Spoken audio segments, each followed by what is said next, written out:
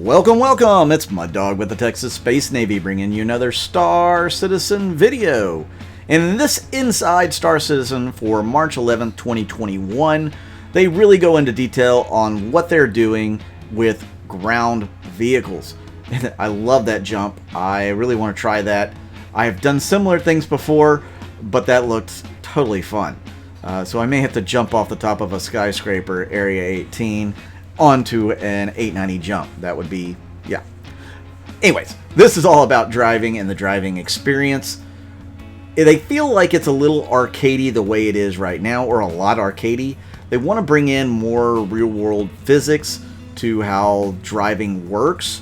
That means kind of overhauling the wheels. They talked a little bit about how they're using actual data from actual wheels, and they're kind of trying to overlay that into the game a little bit. You'll see the shocks work a little bit differently. As you can see here, when they jump, the wheels go up and down a lot more, to make it a little bit more of a smoother ride. They're talking about doing a lot of things with ground vehicles to improve the overall experience.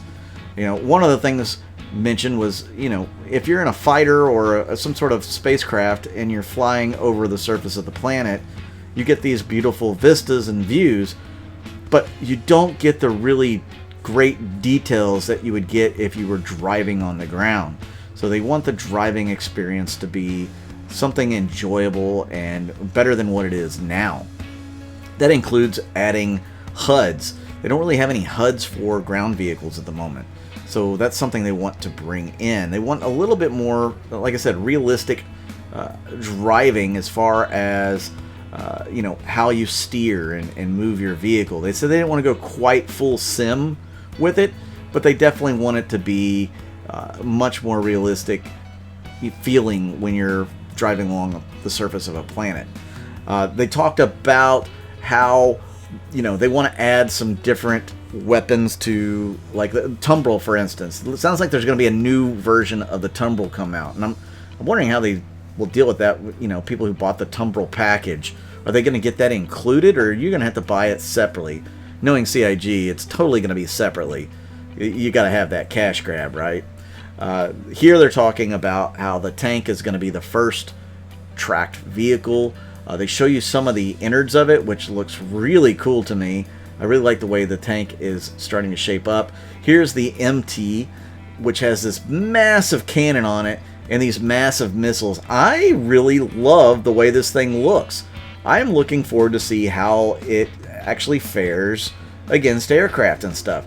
Because if you ask me, I feel like the ground vehicles and handheld weapons that we have in the game that are supposed to deal with like aircraft and other ground vehicles are kind of underwhelming. I don't feel like the ground vehicle gameplay versus air vehicles is even close to being a fair fight, for starters, but it just doesn't feel, if you have a fighter coming in, you don't want to be in a ground vehicle, period. I feel like some of them should have better defenses. The ballista has good defenses, but it still feels lacking. So I'm glad that they're working on some of the gameplay and the way that the vehicles act. I'm really looking forward to see how far they go with this, how well it comes out. You guys let me know in the comments down below, what did you think of their vehicle gameplay overhaul that they're working on? Do you feel like vehicles in the game right now are in a good state? Or do you kind of agree with me that there definitely needs to be a rework, that they're definitely underwhelming, especially when it comes to combat? So yeah, let me know in the comments. So they're also went into the next phase of this video talking about the refinery centers, how they're going to make some of these space stations look more refinery-esque rather than luxurious. Because, if you're going to a refinery space station, it should look a little bit more industrial, more worked in, more, more like a refinery and less like, a hotel like all the other rest and relaxation rest stops that they have in the game. So I'm glad they're working on some of that. They said they're going to continue working on upgrading the mining UI. They're improving some of the things like, the new, not consumables, but components that you can get for your mining heads, that sort of thing. So thankfully they're continuing to work on mining.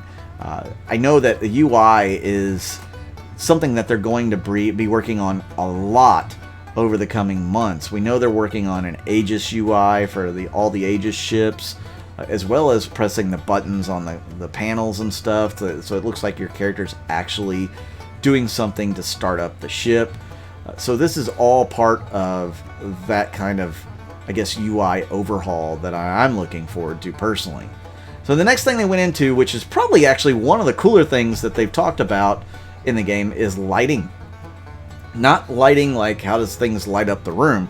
This is lighting like, how you can control your room settings. You could set off proximity lights where if you get near, it lights up that section, or the whole room comes on. You can set it up to where, of course, it's pushed to turn on. You could set up these little lamps all over your hab or your ship and move them around. Somebody in the forums was talking about doing this in caves. They can't wait to pick up one of these lamps and put it in a cave. One of the new caves that they're going to bring online.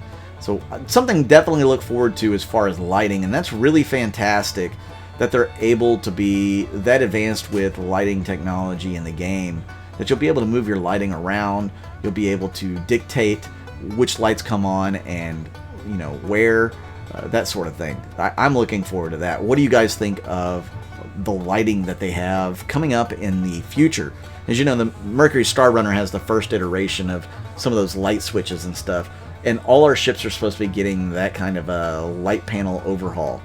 God only knows when it's actually going to happen, but it works out pretty well there, and I like it. The Carrack has the elevator panel overhaul, which is something really great and something that a lot of the ships need. So those are some things that they will be working on in the coming weeks, months, maybe years. The next thing they talked about was hospitals.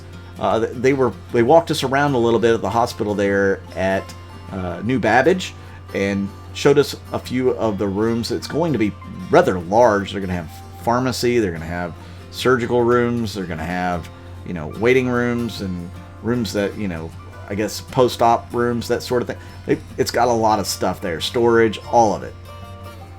And then they moved on to the outpost, which they've been doing a lot of videos on these outposts.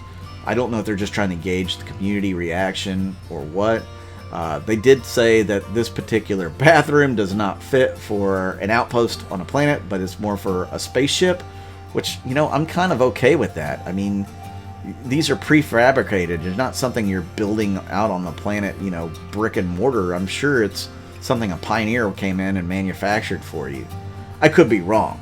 But yeah, they want to overhaul that bathroom. They're showing off the garages here, the special garages. Really cool. They expect these outposts, of course, to come to NPCs first and then to PC players. Really exciting to see all the work that they've been putting in on the outposts. I can't wait to see them in-game soon. I do want to thank everybody for tuning in and watching the video. Thank you so much. I really do appreciate it. If you want to join my Patreon and YouTube members, make sure to check out the description of the video and go to one of the links to do that. And I would certainly appreciate all the help you guys send my way, all the love. Thank you. Make sure you leave me a comment. Let me know what you think about some of the stuff that they went over in this Inside Star Citizen. But with that said, I wanted to talk about the Kotaku article. It's a crap rag. Don't read it. It's stupid. They don't even list sources. Yeah, it's bogus. Only people that back it up is Star Citizen Leaks, and they don't have the best track record themselves. So, that's it. Thanks for tuning in. Make sure you like this video, hit that subscribe button. I'm Mud Dog with the Texas Space Navy, and I'll see you out in the verse.